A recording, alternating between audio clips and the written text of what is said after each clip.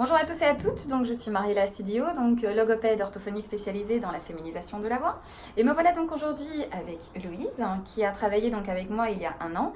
Et on a décidé donc à cette occasion de faire une petite vidéo récapitulative de cette année dans la vie de Louise au niveau de la voix, comment est-ce que ça s'est passé. Donc elle va nous exposer un petit peu son ressenti, les expériences qu'elle a eues. On va également parler du fait que Louise est chanteuse et on va parler donc de l'impact aussi du travail effectué sur sa voix parlée, sur sa voix chantée, parce que je reçois quand même pas mal de questions de la part donc de filles donc parmi vous qui sont chanteuses et qui me demandent aussi si le traitement que moi je propose affecte à la voix chantée ou pas.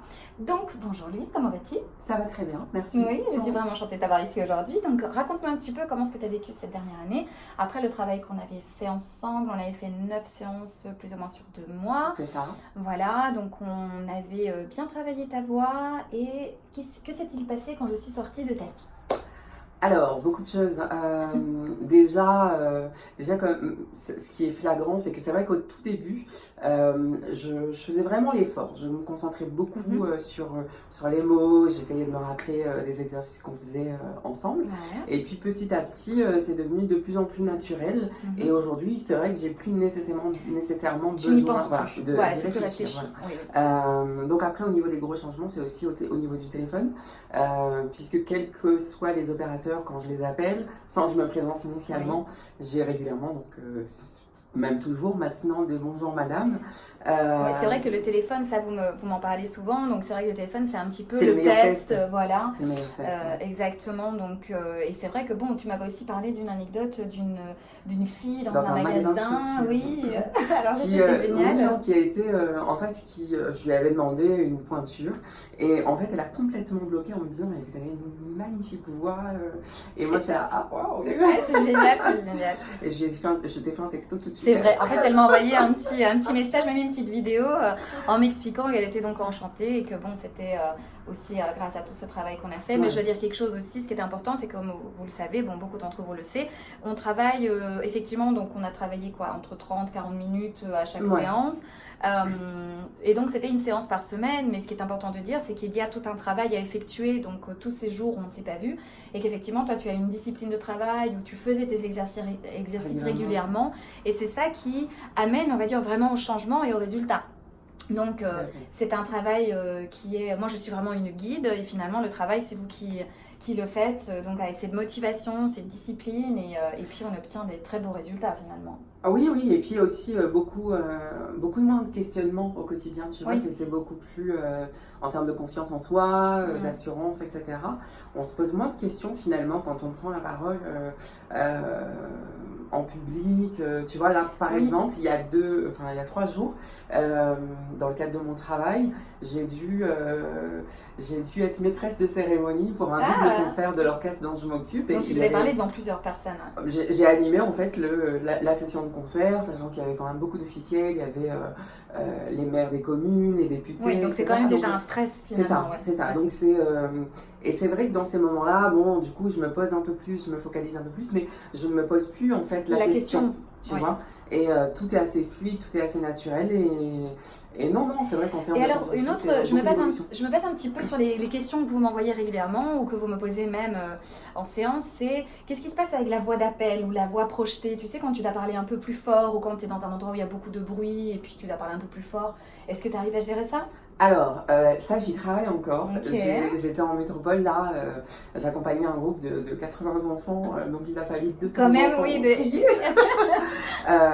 ça c'est encore un peu difficile. Ça c'est parce que c'est vrai que du coup on a un peu plus d'appréhension quand on le fait. Oui. Mais ça va. Ça va, c'est pas non plus... Après, ce que je reçois souvent comme commentaire, c'est le fait que effectivement vous vous retenez de crier parce que vous avez peur de comment est-ce que la voix va ressortir. C'est ça. Après, moi, ce que j'ai toujours, c'est un peu comme quand on entraîne pour un grand discours, on s'entraîne un petit peu avant. Et c'est vrai que quand tu arrives à faire une voix d'appel, donc chez toi, tranquille, voilà, tu te tâtes un petit peu sur les fréquences que tu vas utiliser, ça passe mieux. Bah après, c'est très psychologique, hein, parce que moi, je vois que par exemple... donc je suis danseuse également, en plus d'être chanteuse et chorégraphe. On est un grand artiste aussi. Et donc quand je suis avec ma troupe et que je suis amenée à compter en fait pour les gens, et je suis en mode 5, 6, 7, 8, et je réfléchis pas, et tu vois, et ça sort naturellement. Et pourtant, là je suis dans une salle de danse et et là tu es obligé pousse la voix. La... Et je pense qu'en fait, on fait un blocage quand on sait qu'on est dans une situation où il faut crier parce qu'on est stressé ou quoi que ce soit. Là, on va y réfléchir. Donc, je pense qu'après, les choses... Ça se naturalise, c'est clair. Ce que tu disais aussi avant, et ça, c'est vrai qu'il faut le dire, c'est vrai que dans ce traitement, c'est un traitement qui est relativement court, finalement, puisqu'on le fait d'une façon assez intensive. C'est clair qu'au début, c'est très réfléchi, il faut y penser, il faut être là. Mais tu es d'accord avec moi qu'il y a un moment, ça bascule sans que tu te rendes compte, et il y a des moments où tu te dis, ah ben j'y ai même pas pensé. C'est ça. Finalement, la voix est très naturelle. Au final, comme je te disais, je pense qu'au tout début, mais c'est comme chose, hein, tu sais, c'est comme la conduite. Quand tu apprends à conduire, au début... T'arrêtes pas de penser à tout. Voilà, tu te remets un peu dans le contexte avec ton moniteur, tout ça. Et puis, au fur et à mesure, tu as des...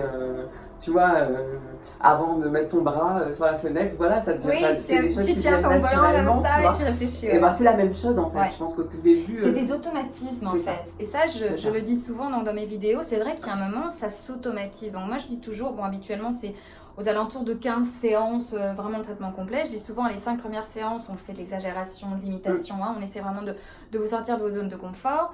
Les 5 séances suivantes, c'est vraiment la personnalisation. C'est là où en fait, tu commences à te découvrir, à tâter, à te dire, ah ben moi, je le ferai comme ça.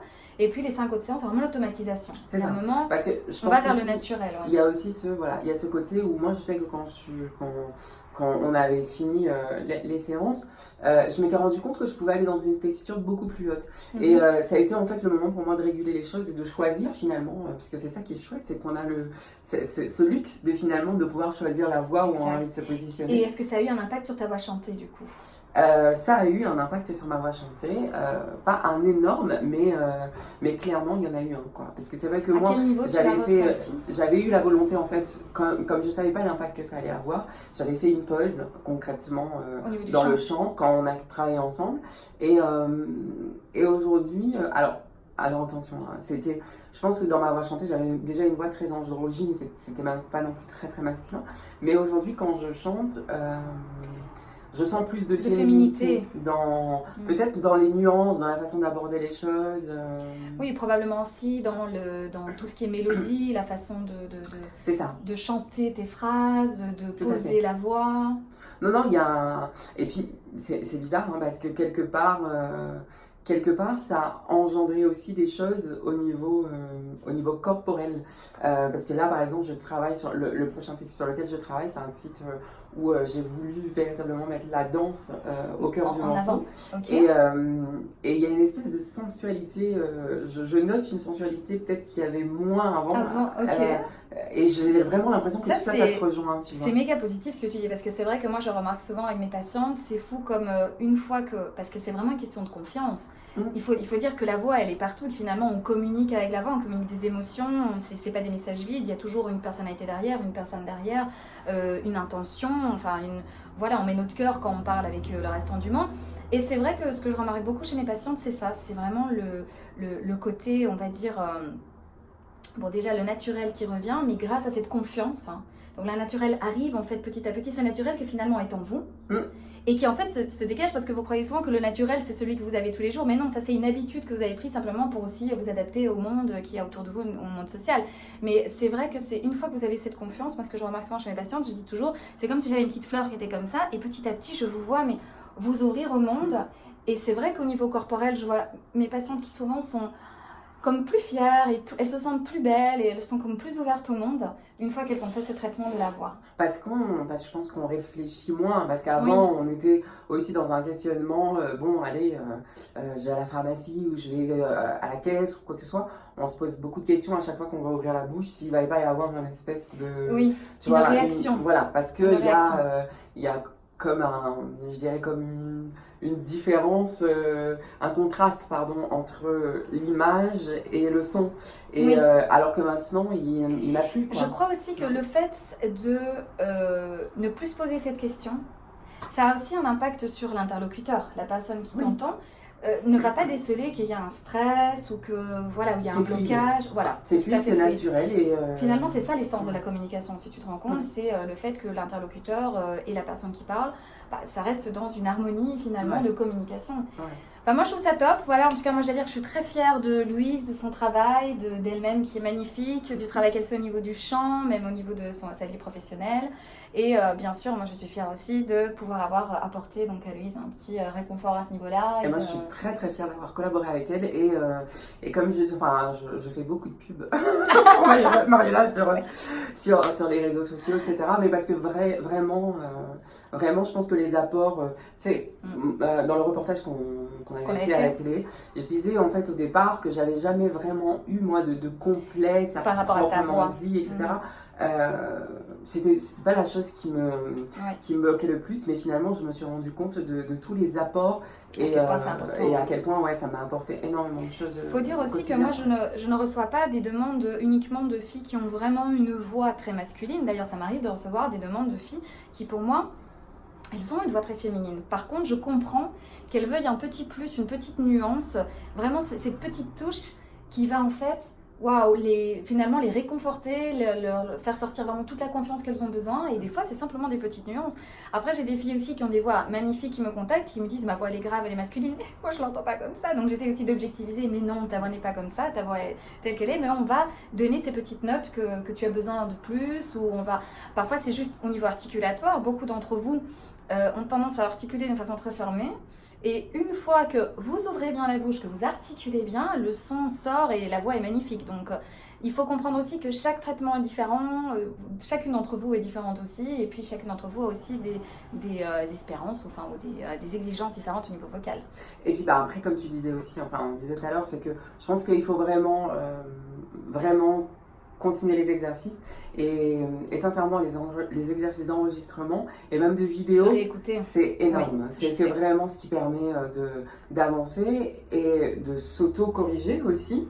S'auto-réajuster, Voilà, et ce qui amène vers ce naturel, parce qu'on sait justement où sont nos faiblesses. Exact. Moi je dis souvent, tu sais, moi je te donnais des exercices à faire où tu devais t'enregistrer, te réécouter, même les vidéos, parce que c'est vrai que moi je vous vois me parler, ou faire des exercices, et il y a des choses que vous voyez pas parce qu'il n'y a pas le miroir devant. Donc c'est vrai que le miroir, les enregistrements, les vidéos, c'est génial parce que ça vous permet de finalement vous mettre par exemple à ma place en tant qu'interlocutrice et de voir ce que moi je vois. C'est aussi la cohérence entre le message et l'émotion. Le fait de se dire, forcément, quand moi je me fâche, ma voix elle est plus sombre, ce qui est normal, je dois l'accepter. Forcément, quand je vais me fâcher, je ne vais pas me fâcher comme si j'étais contente. Donc il est aussi important de comprendre que chaque émotion a une couleur de voix, comme quand tu es surprise, quand tu as peur, quand tu es triste, quand tu es sérieuse. Voilà, donc la voix en fait finalement elle a, comme j'avais dit toujours ça à moi, un éventail, elle passe par un éventail de couleurs tout au long de la journée, depuis que je me réveille jusqu'au soir. Je passe par 10 millions d'émotions dans la journée. Il ne faut pas une voix fixe, il faut justement une voix flexible qui s'adapte et surtout qu'on connaisse bien finalement. Et oui, et puis finalement je pense que quand les choses deviennent beaucoup plus naturelles,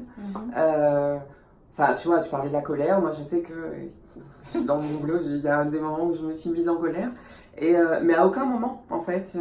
tu n'y as pensé que... Et à aucun moment, c'est revenu non plus hyper grave, tu vois. Ce que je crois aussi, c'est qu'il faut dire quelque chose, c'est que après, plus au niveau technique ou anatomique, c'est vrai que c'est un entraînement physique, donc c'est vrai que le larynx s'habitue aussi à avoir une autre position, à une autre mécanique. Donc, parce qu'il y a beaucoup d'entre vous qui me demandent aussi, alors, quand je vais tousser, quand je vais éternuer, tout ce qui est un peu réflexe, et finalement, les retours que j'ai de mes patientes, c'est mais j'y pense même pas, et finalement, c'est féminin aussi. Pourquoi ? Parce que c'est vraiment toute une mécanique qui a été travaillée. Totalement. Donc, voilà, ça fait un peu commercial, mais c'est vrai ce que je dis, et c'est vrai que c'est... moi, je suis contente qu'aujourd'hui, lui, il soit là pour faire un petit retour, parce que j'ai souvent des demandes, oui, d'accord, on a l'avant et l'après, mais comment ça se passe après X mois ? Est-ce que la voix, elle revient pas ?